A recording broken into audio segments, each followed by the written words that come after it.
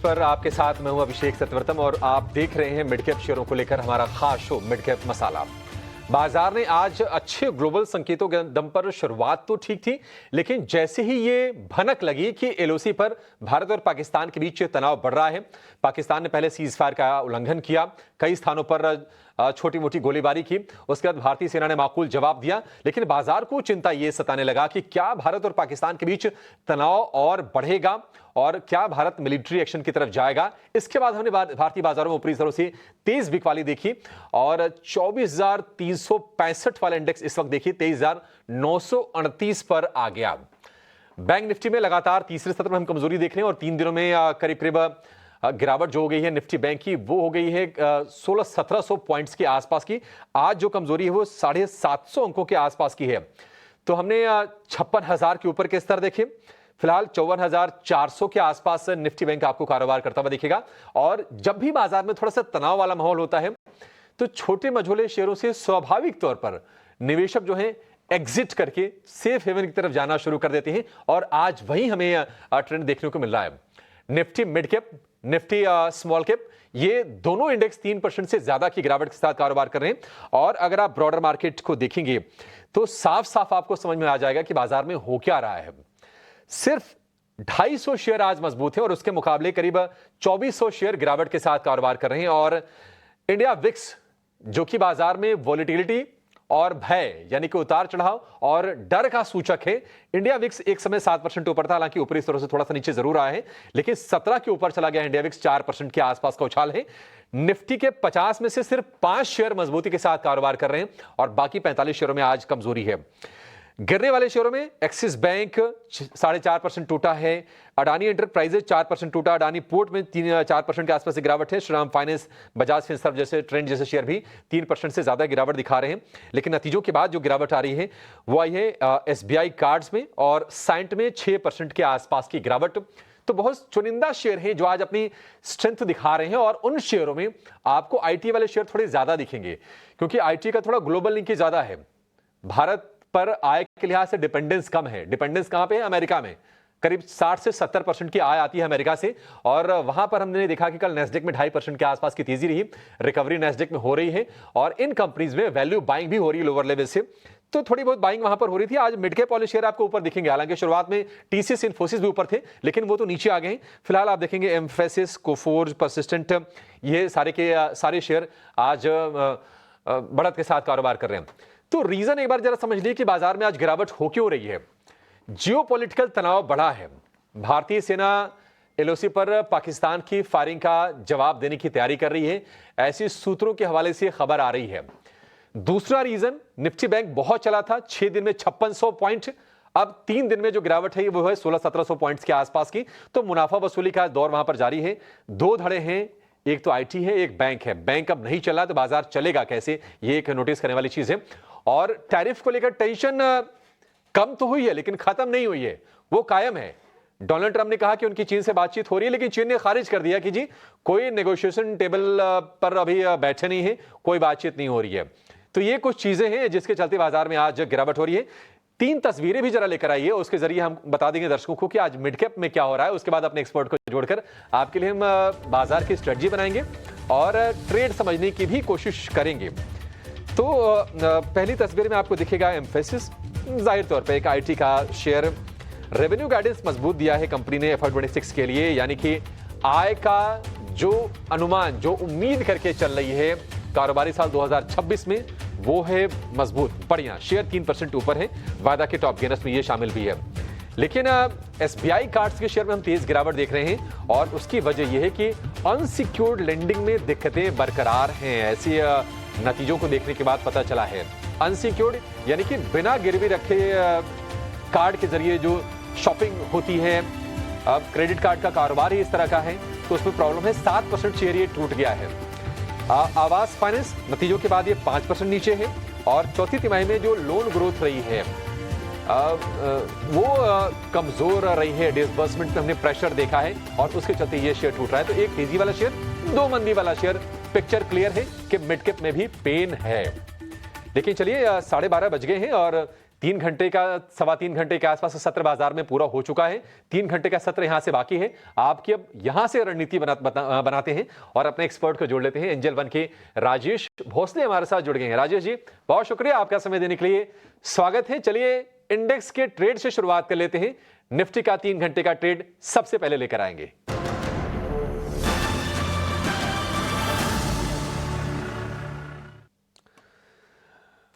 राजेश जी, वैसे अगर देखा जाता तो इस प्रॉफिट टेकिंग को या फिर इस करेक्शन को कहा जाता है कि हाँ हेल्दी है, थोड़ा मौका बन जाएगा जो नए इन्वेस्टर हैं, लेकिन रीजन कुछ और है, इसलिए वो नहीं कर पा रहे हैं। रीजन ये है कि भारत पाकिस्तान के बीच में तनातनी है। पहलगाम के हमले के बाद देश भर में गुस्सा है। कल प्रधानमंत्री ने बहुत ही आक्रामक भाषण दिया है कल मधुबनी में एक सभा में। राजेश जी, आप ये बताइए कि आप क्या बाजार को यहां से और गिरते देख रहे हैं? क्या मान के चलें कि 23,800 से 850 के बीच में ही पक्का वाला सपोर्ट है और यहां से अब कोई बाइंग तो नहीं करनी है ना फिलहाल के लिए? जी नमस्कार अभिषेक जी, बहुत ही क्लियरली आपने इंडिकेट किया है कि किस तरीके का मार्केट मूवमेंट है। ओवरऑल अप्रैल के रैली के बाद हम एक प्राइस करेक्शन एक्सपेक्ट कर रहे थे, overall time wise correction expect कर रहे थे, बट जियोपॉलिटिकल टेंशंस के वजह से आज हमने एक नीजक रिएक्शन देखने को मिला है। अभी 23,800 और 850 जो है बहुत ही इंपॉर्टेंट स्तर है। देखिए फेब और मार्च के जो स्विंग हाइज थे तो वो 23,800 23,850 थे, तो उसके ऊपर एक ब्रेकआउट दिया था। एंड अभी भी अगर आज आप देखें तो इंट्राडे जो लो बनाया था तो 23,850 के आसपास है। तो हम ये एक्सपेक्ट करें कि 23,800 23,850 होल्ड करेगा। एज लॉन्ग ये होल्ड करता है, मार्केट एक कंसोलिडेशन मोड में रहेगा, जहाँ पे 24,101 रेजिस्टेंस के जैसा एक्ट करेगा। तो यहाँ पे स्टॉक स्पेसिफिक अपॉर्चुनिटी देखनी चाहिए। बट अगर 23,800 ब्रेक होता है तो ये प्रॉफिट बुकिंग जो है फर्दर करेक्ट हो सकता है 23,500। तो जो शॉर्ट टर्म ट्रेडर्स है तो 23,800 का एक स्टॉप लॉस रख के बायस पॉजिटिव रख सकता है। बट अगर इसके नीचे स्लिप होता है तो फर्दर प्राइस करेक्शन के लिए तैयार रहना चाहिए। हाँ बिल्कुल, 23,800 सपोर्ट है। देखिए 24,000 का सपोर्ट था, बाजार ने उसको ब्रेक किया, 23,850 तक गिरा भी। वहां से 100 अंकों के आसपास की रिकवरी है, लेकिन तनाव बरकरार है और अगर ये लेवल टूटते हैं तो दिक्कतें और बढ़ जाएंगी। तो अगर आपके पास पोजीशन है तो आप वेट कर लीजिए 23,800 मैक्सिमम, उसके बाद एक बार के लिए काट लीजिएगा। अगर आपको घाटा हो रहा तो भी अपने सौदे काट लीजिएगा, कोई बात नहीं, बाजार में पैसे फिर बन जाएंगे आपके। स्टॉक्स में जरा मौके समझ लेते हैं। राजेश जी, शेयरों बताइए फिर, इंडेक्स को अगर छोड़ देते हैं मान लीजिए तो शेयर कौन से हैं? क्योंकि आज तो हम देख रहे हैं कि मिड कैप स्मॉल कैप की बहुत तेज पिटाई हो रही है। आज दिक्कत हो रही होगी ट्रेड्स खोजने में, वॉलेटिलिटी भी है बाजार में। देखिए अभिषेक जी, आईटी स्पेस में एक स्ट्रेंथ दिखाई दे रहा है। आपने जस्ट हाईलाइट किया आईटी स्पेस में स्ट्रेंथ है, एंड इसमें से स्पेशली एम्फासिस में काफी अच्छा फॉर्मेशन दिखाई दे रहा है। फ्यूचर्स में फ्रेश लॉन्ग फॉर्मेशन है और एक सॉसर पैटर्न का भी ब्रेकआउट है। तो एम्फासिस में यहाँ से एक अच्छा अट्रैक्शन एक्सपेक्ट कर रहे हैं। तो एम्फासिस को बाय कर सकते हैं 2430 के स्टॉप लॉस के साथ, एंड टारगेट होगा 2800 का। एक और बाय कॉल है, वो है नवीन फ्लोरिन पे। पर नवीन फ्लोरिन अगर आप देखें तो एक स्ट्रॉन्ग अप ट्रेंड में है।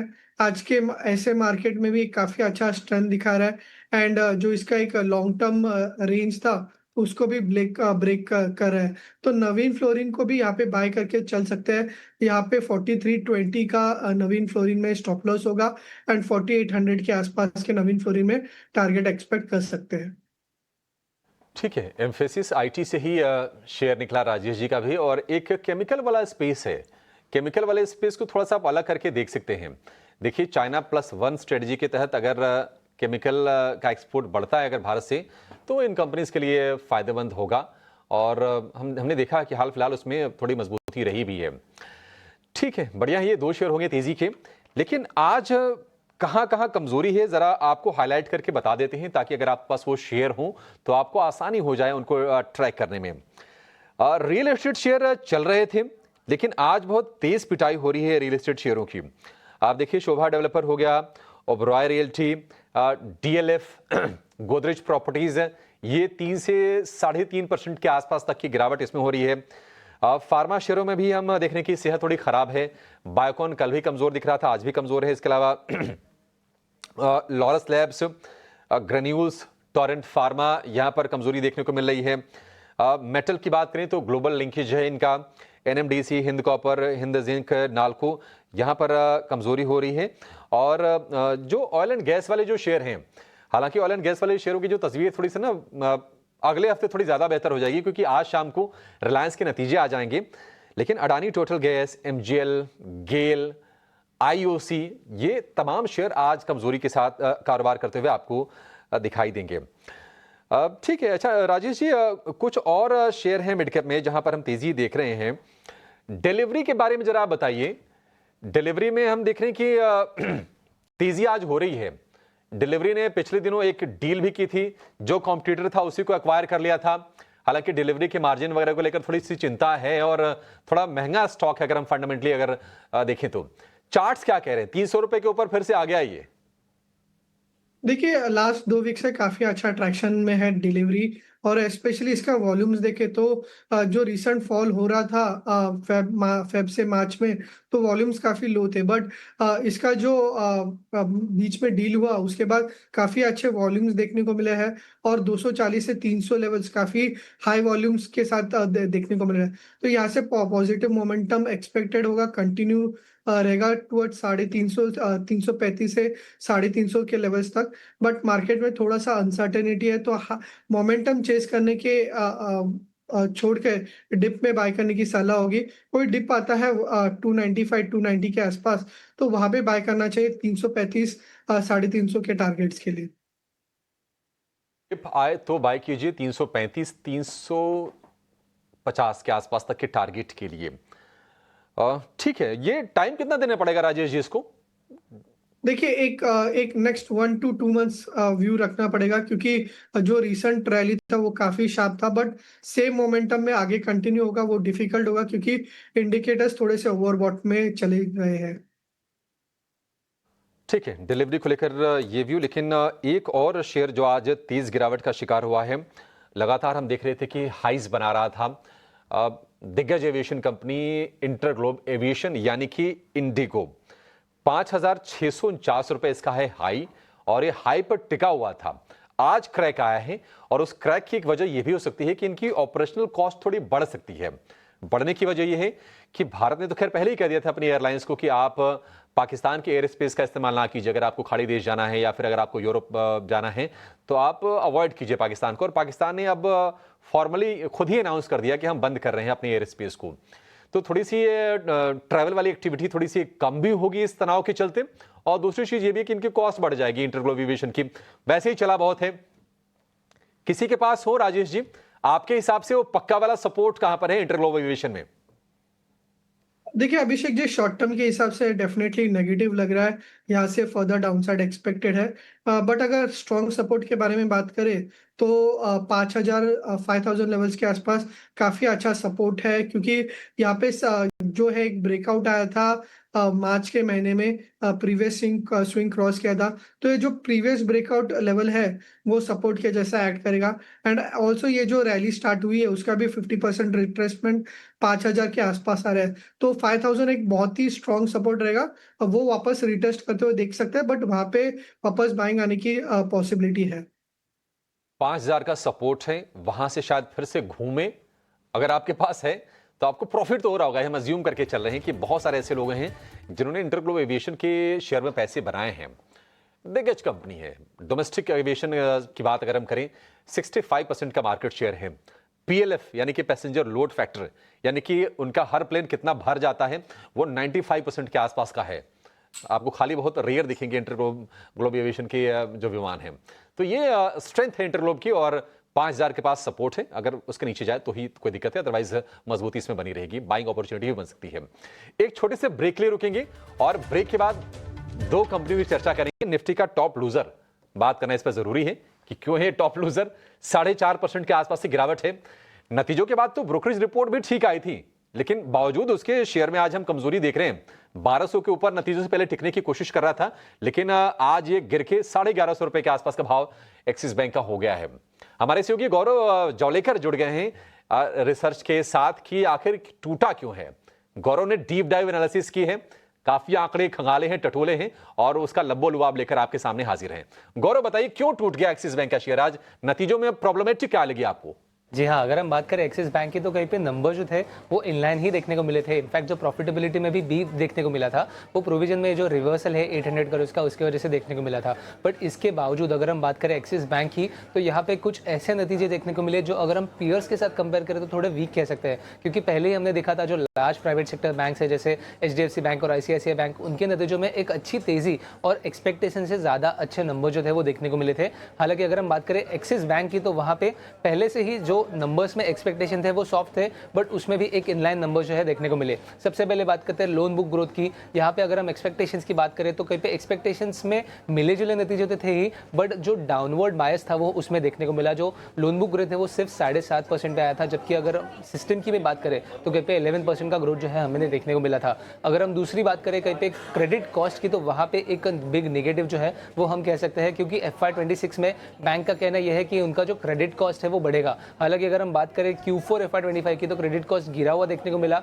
एक प्रोविजन रिवर्सल की वजह से। बट ओवरऑल उनका मानना यह है कि एसेट क्लासिफिकेशन जो है उसमें एक टाइटनिंग देखने को मिलेगी, और इसी के चलते हुए कहीं पे क्रेडिट कॉस्ट में एक जो चढ़ाव है देखने को मिल सकता है FY26 में, जिसको एक नेगेटिव वे में हम ले सकते हैं। क्योंकि अगर हम बाकी बैंक्स के कमेंट्री की बात करें तो वहाँ पे भी कहीं पे नॉर्मलाइजेशन देखने को मिला था, बट कहीं पे भी कॉशन नहीं देखने को मिला था। आखिर में अगर हम बात करें ओवरऑल मैनेजमेंट के व्यू के लिए, तो FY26 के लिए मैनेजमेंट हालांकि कभी भी गाइडेंस नहीं देता ज़्यादा, बट इसके साथ ही इस क्वार्टर के जो मैनेजमेंट की कमेंट्री थी उसके बाद ये डिसाइड करना थोड़ा डिफिकल्ट है स्ट्रीट के लिए कि जो लोन बुक ग्रोथ है वो सिस्टम से ज़्यादा रहेगी, डिपॉजिट ग्रोथ है वो कैसे रहेगी, और इसी के चलते एक पेसिमिज्म उस फ्रंट पे भी देखने को मिला।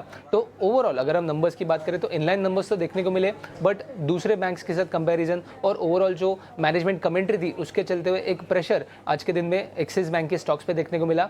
आज के दिन में हालांकि मार्केट भी एक खराब मोड पे है, बट इसके बावजूद एक गिरावट एक्सिस बैंक में आज हमें देखने को मिल रही है।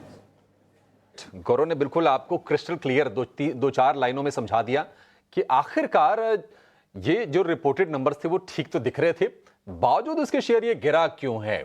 गौरव, बहुत शुक्रिया आपका ये सारी एनालिसिस के लिए। और अब चलेंगे ये समझने के लिए कि आज शाम को जब नतीजे आएंगे रिलायंस के, वो कैसे आएंगे। और इस मामले के एक्सपर्ट हमारे हैं in house research analyst Varun Dubey, उनके पास भी चलेंगे। लेकिन उसके पहले आपको जरा ये सुना देते हैं कि सिंधु जल समझौते को लेकर गृह मंत्री अमित शाह के साथ खास बैठक करने वाले हैं। डिटेल्स के साथ हमारे सहयोगी समीर दीक्षित जुड़ गए हैं। समीर, बताइए इस बैठक में किन मुद्दों पर चर्चा की जाएगी, क्या होगा इसमें खास?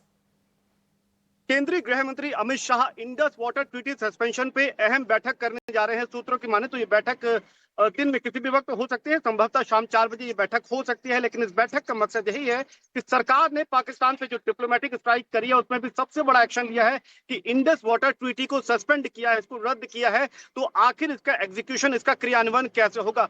सूत्र ये बता रहे हैं कि इस अहम बैठक में जल शक्ति मंत्रालय के जल शक्ति मंत्री CR पाटिल भी शामिल होंगे, बीजेपी के top leader JP Nadda, external affairs minister S Jaishankar भी शामिल हो सकते हैं। इस बैठक का प्रमुख उद्देश्य यही है कि सरकार ने जो बिग एक्शन लिया है इंडस वाटर ट्रीटी सस्पेंशन का, इसको अब कैसे एग्जीक्यूट किया जाएगा। यानी कि अगर पानी को ब्लॉक करते हैं तो उसका स्टोरेज कैसे होगा, उसको अगर डाइवर्जन करना है तो वो तमाम चीजें कैसे होंगी। तो इन तमाम मसलों पर अमित शाह के घर पर, उनके आवास पर यह बैठक होने जा रही है, जिसमें सरकार आगे की रणनीति तय करेगी। आपको बता दें कि कल देर शाम हुई ऑल पार्टी मीटिंग में भी विपक्षी दलों ने यह सवाल उठाया था कि आपने बड़ा फैसला तो लिया है कि जहां पर आप पानी की तरफ जो नदी का प्रवाह है इसको रोकना चाहते हैं, लेकिन इसको करेंगे कैसे। तो इस अहम मसले पर, इस अहम सवाल पर ये आज बैठक होगी और इस बैठक के जरिए सरकार ये आगे की रोड मैप या रणनीति तय करने जा रही है। और इसके बाद ये भी खाका तय हो जाएगा कि आखिर पाकिस्तान जहां उसको अगर जितना निर्भर होना पड़ता है इंडस वाटर पर, अगर उसका 10% भी उसका रिवर फ्लो इंपैक्ट होता है तो उसमें पाकिस्तान में कितनी हाहाकार मचेगी, और उस पर भी सरकार नगर निगाह बनाए हुए है। फिलहाल आपको बता दें कि सिर्फ इस अहम मसले पर नहीं, बल्कि किस तरीके से सरकार या फिर यूं कहें केंद्र सरकार इस पूरे मसले को विश्व पटल पर रखेगी, उसका भी क्या खाका होगा, ये तमाम मसलों पर चर्चा होगी। ये अहम बैठक आज होगी और इसकी अध्यक्षता केंद्रीय गृह मंत्री अमित शाह करेंगे। ठीक है, इस बैठक पर नजर रहेगी कि क्या कहते हैं अमित शाह, और सरकार के आगे की कोर्स ऑफ एक्शन की भी थोड़ी वहां से हो सकता है कि संकेत आ जाए। गृह मंत्री हैं, मतलब उनकी जो बात होगी उसमें काफी वजन होगा, तो उस पर हमारी नजर बनी रहेगी। और समीर, आप उसको ट्रैक करते रहिएगा कि क्या कुछ वहां से निकल के आ रहा है। लेकिन इस शो को समेटने से पहले आपको ये बता दें कि आज रिलायंस के नतीजे भी आने वाले हैं बाजार बंद होने के बाद। क्या उम्मीदें हैं जरा समझते हैं। हमारे सहयोगी वरुण दुबे हमारे साथ जुड़ गए हैं। वरुण, थोड़ा सा वक्त कम है, थोड़ा संक्षेप में बताइए कैसे नतीजे आएंगे। देखिए, रिलायंस के नतीजे जो है वो थोड़े बहुत कमज़ोर रहने वाले हैं। केवल आय में बढ़ोतरी होगी, वो भी 0.5%, मार्जिन्स गिरेंगे 1/4% और मुनाफे में करीब 0.4% के आसपास की गिरावट होगी। ये इसके लिए क्योंकि कंपनी का oil to gas, oil to chemical कारोबार जो है वहाँ से दबाव देखने मिलेगा। वैसे भी अगर आप देखें तो साल दर साल जो सिंगापुर GRM है उसमें 58% के आसपास की गिरावट देखने मिली थी वीक ग्लोबल क्रैक्स के चलते। उसी का इम्पैक्ट आपको oil to chemical, oil to gas कारोबार पे देखने मिलेगा, जहाँ पे एबिटा फ्लैट रह सकता है और KG-D6 से जो प्रोडक्शन है उसमें गिरावट का अनुमान लगाया जा रहा है। जियो, इसका परफॉर्मेंस अच्छा रहेगा। प्राइस हाइक जो ली थी उसका इम्पैक्ट आरपू पे होगा, 205 रुपये के आसपास आरपू आएंगे। एबिटा में क्वार्टर 2% की बढ़ोतरी होगी। रिटेल साल दर साल 10% की बढ़ोतरी होगी। तिमाही दर तिमाही वहाँ पे थोड़ा दबाव देखने मिलेगा क्योंकि पिछले बार इस तिमाही में त्योहारी सीजन था तो उसका थोड़ा बहुत इम्पैक्ट देखने मिलेगा। तो ओवरऑल अगर आप देखेंगे नतीजे थोड़े ढीले रहने वाले हैं। ऑयल एंड गैस कारोबार कमज़ोर रहेगा। जियो रिटेल जो है वहाँ पे अच्छा प्रदर्शन हो सकता है। ठीक है, रिटेल का प्रदर्शन ठीक रहेगा। जियो का आरपू यानी कि एवरेज रेवेन्यू पर यूजर वहाँ थोड़ी बढ़त होगी। O2C यानी कि ऑयल टू केमिकल थोड़ा सा सबड्यूड रहेगा। तो ये 3 मेजर वर्टिकल हैं रिलायंस के, और ये आपको बता दिया वरुण ने। वरुण, बहुत शुक्रिया आपका ये सारी डिटेल्स बताने के लिए। चलिए, शो को फिलहाल यहीं पर समाप्त करेंगे। और राजेश जी, माफ़ी चाहेंगे, आपको ज़्यादा समय दे नहीं पाए, बहुत सारी ज़रूरी खबरें थी। फिर से आपसे मुलाकात होगी, लेकिन बहुत अच्छा लगा आप जुड़े शो में और आपने तमाम शेयरों पर अपनी राय हमें